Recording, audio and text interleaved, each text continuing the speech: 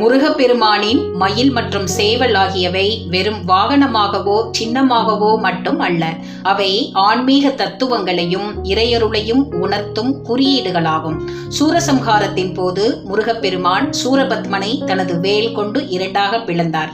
அப்போது சூரபத்மனின் அகந்தை அழிந்து அவனின் ஒரு பகுதி முருகனின் வாகனமான மயிலாக மாறியது. ஆணவம் மற்றும் அறியாமையாகிய பாம்பை ஞானம் என்கிற மயில் அடக்குவதை இது குறிக்கிறது. மயிலின் தோகையில் உள்ள கண்கள் இறைவனின் எங்கும் நிறைந்திருக்கும் தன்மையையும் பிரபஞ்ச அழகையும் உணர்த்துகின்றன. சூரபத்மனை இரண்டாக பிளந்த போது அவனது மற்றொரு பகுதி சேவலாக மாறி முருகனின் கொடியில் இடம்பெற்றது. விடியற்காலையில் சூரிய உதயத்திற்கு முன்பு கூவி விழித்தெழச் செய்வது சேவலின் குணம். அதே போல ஆன்மீக விழிப்புணர்வை ஏற்படுத்தி மனிதர்களின் அறியாமை இருளை போக்குவதை இது குறிக்கிறது. சேவற்கொடி முருகனின் போர்க்குணத்தையும் தீமைகளை அழித்து வெற்றியை நிலைநாட்டுவதையும் குறிக்கும் சின்னமாக இருக்கிறது.